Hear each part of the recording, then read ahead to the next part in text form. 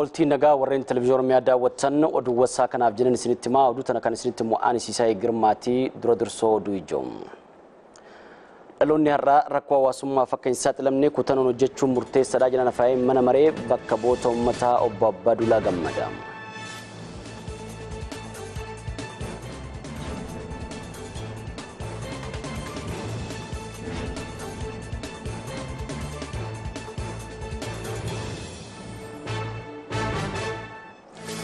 Kooriyaan kaabaa yaalii dhukaasa boombii haayidrojiinii ardii tokkorraa gara birootti ce'uu danda'u karaa milkaa'in raawwachuun ishii beeksifteerti.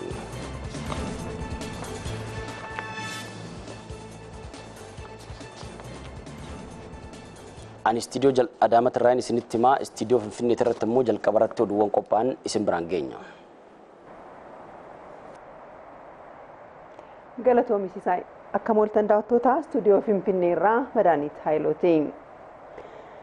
Rattoonni haaraa rakkoo hawaasummaa fi akka hin saaxilamne kutannoon hojjechuun murteessaadha jedhan afyaa'iin mana maree bakka bu'oota uummataa obbo Abbaaduulaa Gammadaa.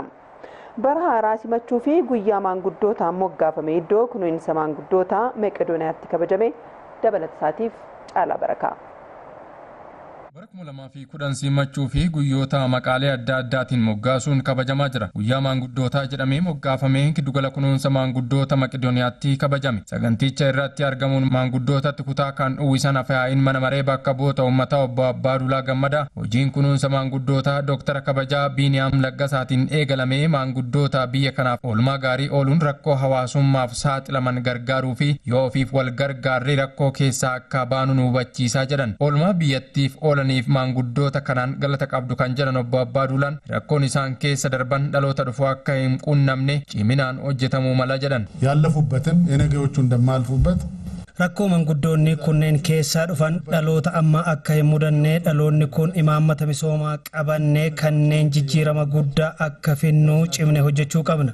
Jidduu gala kanaa fi deeggarsi barbaachisu gochuu fi waadaa keenya kan haaromsinu ta'a. Yoo deeggarsi keessan nu duukaa jiraate isin nu gargaaraan hojii kana caal hojjechuu dandeenya. Mootummaan giddugala kunuunsa maanguddoota Maqedooniyaa fi deeggarsa barbaachisu akka cimsu waadaas galan. Ministeerri dhimma hojjetaa fi hawaasummaa obbo Abdul Fattah Abdullahi kayyoo eebbifamaa giddugalli Maqedooniyaa qabate milkeessuuf ni tumsinaa jedhan. Hundeessaa giddugala kunuunsa maanguddoota Maqedooniyaa Dooktara Kabajaa Biiniyaam Ballataa rakkataa keenya gargaaruun ulfina waan ta'eef yoo nu cinaa dhaabbattan kana caalaa ni hojjenna jedhan. Maanguddoonni giddugala kana keessatti bayyanatan daandii gubbaarraa jireenya fooyya'aa arganne jedhan. Giddugalli kunuunsa maanguddoota Maqedooniyaa namoota 1,500 sababoota adda addaatiin daandii gubbaatti kufanii gargaaraa jira. Sagantaa kana irratti dhaabbileen adda addaas giddugalichaaf deeggarsa godhaniiru.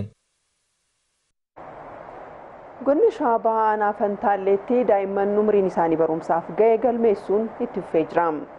Biiroon Barnoota Oromiyaa hanqina kitaabolee barnootaa afaan Oromoo kutaa 1 hanga 8 jiru furuu fi hojjechaa akka jiru beeksisee jira. Muktaar Haajii. Jiraattonni aanichaa jireenya horsiisee bulaa bakkaa bakkatti socho'uutiin jiraatu waan ta'eef kanaan dura ijoollee isaanii yeroodhaan gara mana barumsaatti erganii barsiisuudhaaf dhiibbaa isaan irratti uumeera. Dhimma kana irratti jiraattonni aanichaa dubbifne tokko tokko daa'imman yeroodhaan gara mana barumsaatti erguudhaan akka baratan taasisuun faayidaa qaba jedhan. Barnoota akkuma kutaa isiitiin galmeeffachaa jira. Barumsatti erguun guddina fuulduraatti faayidaa qaba jechuudha. Nuti faayidaa malee turree guddanne barnoota hin qabnu. Isiin har'a hoggaa barattee jettee sammuun isiidha. Haalaan beekumsa guddaa argatte jechuudha. Ittaanaan itti gaafatamaa waajjira barnoota aanaa Fantaallee obbo Dajanee Godaanaa aanichatti galmeen barattoota idilee harka 64 gaheera jedhan. Sarkaa fooyyadhaan naannoo parsantii 64tiin. Kun godhamee kan hin beeknedha. Tarii baroota tanaan dura raawwiin wal bira qabnee olaallu fooyyadha. Hoogganaa itti aanaan biiroo barnoota Oromiyaa obbo Efreem Tasammaa galmeen barattoota idilee hagayya 24 irraa jalqabe hanga barnoonni jalqabutti itti fufa jedhan. Fulbaana jalqabarraa barnoonni jalqabaa kanaafuu hanga jalqabbii sanaatti galmeen taasifamaa jechuudha. Kan dhimmi ilaallatu akkasumas immoo uummanni Oromiyaa keessa jiru hundumtuu dhimma barnootaa, dhimma qulqullina barnootaa, dhimma kooti jedhee hundumtuu deeggarsa barbaachisaa ta'e gochuutu irraa eegama. Obbo Efreem hanqina kitaabilee barnoota afaan Oromoo bara 2010 mudachuu danda'u hiikuudhaaf biiroon barnoota Oromiyaa kitaabilee miliyoona 3 maxxansuudhaaf hojii jalqabeeras jedhan. Daawwattoota oduun keenya kan istuudiyoo Finfinnee kanumaa gara istuudiyoo Adaamaatti sin deebifna. Gama keenyaan daawwannaa gaarii isinii hawwina. Istuudiyoo Finfinnee irraa madaalitiin galatoomichaa istuudiyoo Adaamaatti irraa oduuwwan biratti tafanaan itti fufaan Siisaa Girmaati. Dandeettii barattoota akkaataa cimsuun danda'amu irratti biiroon barnoota Oromiyaa fi dhaabbanni UNICEF barsiisota sagantaa gannaatiin godinaalee Oromiyaa gara garaa irraa walitti dhufaniif magaalaa Sabbataatti leenjii kennaa jira. Diiniin kolleejjii barnoota barsiisota fedhii addaa Sabbataa obbo Darajjee Baqqalaa akka jiranitti dhimmi madaallii barnootaa irratti hanqina jiraachuu qorannootiin bira gahamee jira jedhan. Akkasumas barataan tokko barnoota baratee yeroo ba'u waan guuttatee ba'u qabu irratti hanqinni jiraachuu qorannoo kanaan mirkanaa'ee jira jedhan. Leenjiin kunis hanqina jiru furuuf gahee guddaa akka qabus dhugoomanii jiru. Barsiisota sagantaa gannaatiin leenji'aa jiran 1,103 yoo ta'an kanneen keessaa 297 dubartoota. Barsiisonni leenjii kanarratti hirmaatan hubannoo argatan hojii baruuf barsiisuu gara fuulduraaf akka isaan deeggaruu himanii jiru. Riippoortara keenya Balaachoo Jabeessatti gabaase.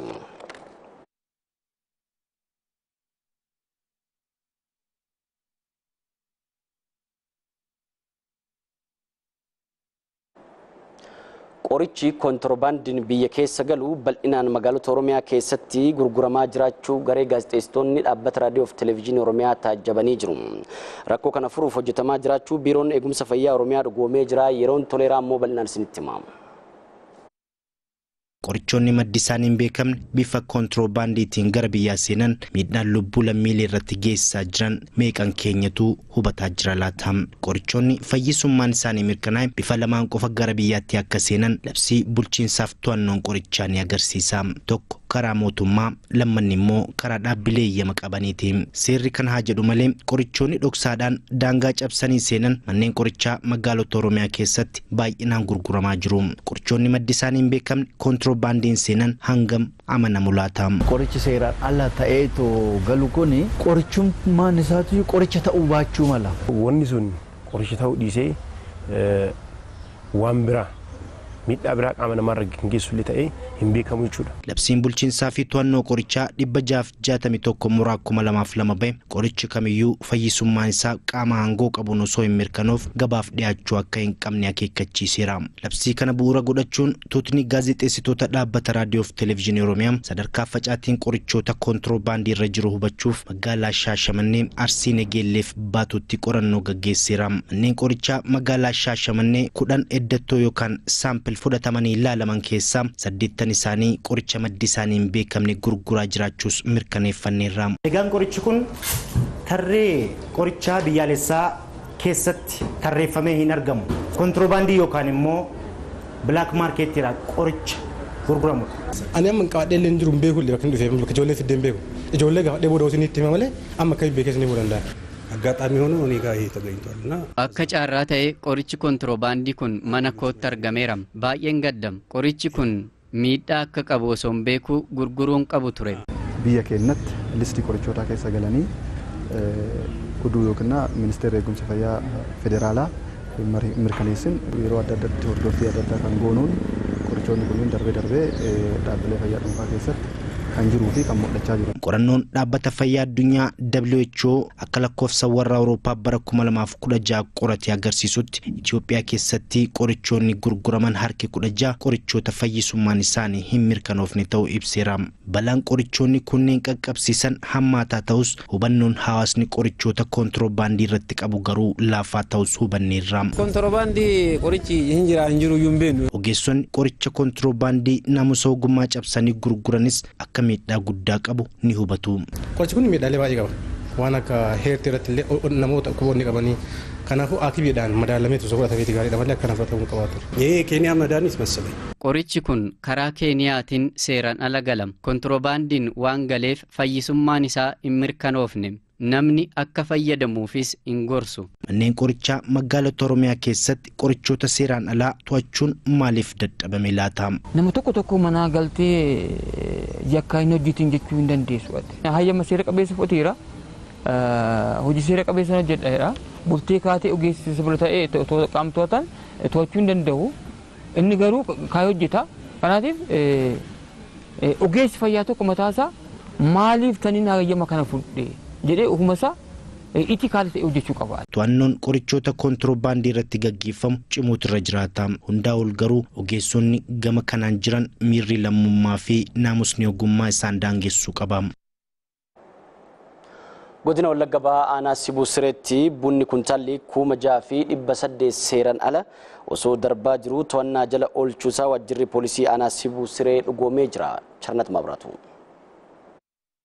Godina Wallagga Bahaatti hagayya 10 bara 2009 konkolaataan lakkoofsi gabatee isaa ET3 89 ta'e buna qashiramaa kuntaala 440 seeraan ala fe'ee osoo gara Finfinneetti imaluu yeroo uummatarraa argameen aanaa Sibuu Siree ganda qonnaan bulaa Jaalallee jedhamutti to'annoo jala ooleera. Konkolaachisaa fi gargaaraan isaa yeroof miliquu waajjirri poolisii aanaa Sibuu Siree beeksiseera. Haaluma wal fakkaatuunis hagayya 18 bara 2009 guyyaa keessaa sa'a 10 irratti konkolaataan lakkoofsi gabatee isaa ET3 87 ta'e buna qashiramaa kuntaala 240 seeraan ala fe'ee osoo gara Finfinneetti imaluu aanaadhuma kana ganda qonnaan bulaa Carii Jaarsootti eeruu ummataatiin to'annoo jala ooleera. Konkolaachisaa fi gargaaraan isaas seeratti dhiyaachuu ajajaan waajjira poolisii aanaa Sibuu Siree itti aanaa koomaandar Caalaa Obboosaa himaniiru. Shofeerii isaaf gargaaraan isaa qaamanii warra kun seeratti dhiyaatanii konkolaachisaan waggaa 2 fi qarshii 50,000 gargaaraan isaa immoo hidhaa waggaa 1 fi qarshii 50,000 kan adabaman ta'uu isaanii. Jiraattonni aanichaas namoota seera cabsuun daldala seeraan alaa irratti hirmaatan irratti tarkaanfiin fudhatamaa jiru cimeetti fufuu akka qabus himaniiru. Qabamee gara harka mootummaa galuusaatti baay'ee nuti itti gammanne jechuudha. Hawaasni kan gochuu qabu tokkoffaa jara kana saaxiluu keessatti eeruu kennu. Poolisiin to'annoo jala oolchuun isaa baay'ee bareedaadha. Daldala seeraan ala. Akka kanaa booda namni buna daddabarsine jechuudha ossaadha. Godina Wallagga Bahaatti bara bajataa xumurametti bunni seeraan ala dabarfamaa ture tooniin 180 to'annoo jala ooluu itti gaafatamaan abbaa taayitaa bunaaf shaayii godina Wallagga Bahaa obbo Firoomsaa Saaqqataa himaniiru. Toonii 180 oltu qabame. Qarshiin isaas gara miliyoonii 4 olidhaan itti gurguramee jiru jechuudha. Hamma ammaatti hanqabame isa kanatu hin dabalatiin jechuudha. Juma lamaan kana keessatti gara kuntaala 500 hanqabame kana keessaa kuntaalli 400 gabaatti dhiyaatee gurguramee jira.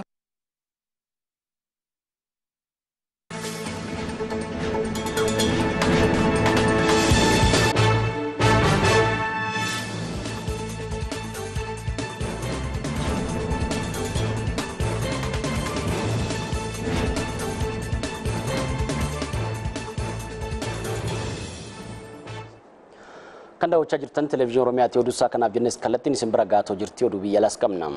Kooriyaan kaabaa yaalii dhukaasa boombii haayidrojiinii ardii tokkorraa gara birootti ce'uu danda'u karaa milkaa'in raawwachuu ishii beeksifteerti. Biyyoonni addunyaa immoo gocha Kooriyaa kaabaa kana balaaleffataatiin jiru. Madda tanaa Reuters fi BBCdha masfin badhaasaa akka ta'an nutti qindeessee jira. Erga Kooriyaan kaabaa yaalii nukuleeraa boombii haayidrojiinii humna guddaa qabu ardii tokko gara birootti ce'uu danda'u karaa meeshaa nukuleeraa ishee raawwachuu ifatti beeksiste biyyoonni hedduun gocha Kooriyaa kaabaa kana balaaleffachaa jiru. Gariin immoo tarkaanfiin biyyoota dhiyaa fi US Ameerikaan gama kanaan fudhatantuu odolaa Kooriyaa nageenya dhorgaa jira jechuun komatu. Ibsi ministeera dhimma alaa Chaayinaa akka mul'isutti Chaayinaan gocha kana ni balaaleffatti. Garuu sodaachisoon odola Kooriyaa irratti US Ameerikaa Jaappaanii Kooriyaan kibbaa waliin raawwatan Kooriyaan kaabaa gara mariitti akka hin dhufne dhorge waan ta'eef tasgabbiin ilaalamuu qaba jedhama. Raashiyaan gama isheetiin tarkaanfiin itti aanee fudhatamuu qabu kan wal doorsisoo amma jiru dabaluu osoo hin taane Kooriyaa kaabaa gara mariitti kan fidu ta'uu qaba jechuun beeksifte. Hanga ammaatti dhimma nukuleeraa Kooriyaa kaabaa irratti yaada bal'aa kennuurraa kan of qusatanii turan pirezidaantiin Firaans Imaanuweel Maakroon gama isaaniitiin Kooriyaan kaabaa seera addunyaa cabsite waan ta'eef dhaabbanni biyyoota gamtoomanii tarkaanfii cimaa fudhachuu qaba jechuudhaan dubbatan. Hawaasni addunyaas tarkaanfii Kooriyaa kaabaa kana balaaleffachuu qaba jedhaniiru. Pirezidaantiin Ameerikaa Doonaald Tiraamp ammoo gochi Kooriyaa kaabaa yeroodhaa gara yerootti kan diinummaa cimsuu fi sodaachisaa ta'ee dhufeera jechuudhaan toora Tiwiitarii isaan irratti barreessan. Pirezidaantiin Kooriyaa kibbaa Muun Jae-in immoo Kooriyaa kaabaa irratti tarkaanfiin cimaan biyyattii gama kamiiniyyuu kophaatti hambisuu danda'u danda'u fudhatamuu qaba jechuudhaan dubbataniiru. Kooriyaan kibbaa Jaappaan US Ameerikaan waliin ta'uudhaan Kooriyaa kaabaa irratti tarkaanfii waraanaa fi qoqqobbii diinagdee fudhachaa turaniiru. Ammas waliin fudhachuudhaaf hojjetaa jiraachuu isaanii hooggantoonni biyyoota kanneenii ni dubbatu. Ejensiin to'annoo oomisha boombii atoomikaa addunyaa erga bara 2006 as waan Kooriyaan kaabaa oomishtu beekuu baatullee gocha Kooriyaa kaabaa ammaa kana sodaachisaadhaa fi gaddisiisaa jechuudhaan ibsee jira. Yaaliin boombii haayidroojiinii Kooriyaan kaabaa amma yaalte kun humna boombii atoomikaa bara 1945 Ameerikaan Hirooshimaa ittiin rukkutuudhaan lubbuu namoota hedduu galaafatte harka 10 oliin caalas jedhameera. qorattuun naasaa yeroo dheeraa fi hawaa irra turtee nagaan deebitee jirti. Lammii Ameerikaa kan taate Pink Winston sadaasa darbee garee qorannoo tokko qabachuun gara hawaa imaluun guyyoota 288 booda deebitee jirti. Qorattuun dubartii jalqabaa garee qorannoo hawaa naasaa hoogganuun hojjette jedhamees jira. Hanga ammaatti qorattoota naasaa keessaa guyyoota 266 ol walitti aansee hawaa irra kan ture akka hin jirre The Dependent dhugoomee jira. Turtii kana keessatti orbiitii 4,623 irraa kiiloomeetira miiliyoona 196 imaluun ergama itti kenname xumuruun garee ishii waliin nagaan galtee jirti. Hanga ammaattis walumaa galatti guyyoota 665 hawaa irra turuun umrii ishii waggaa 57 keessatti hawaatti baay'inaan qorattoota deddeebi'an keessaa kan jalqabaa taatee jirtis.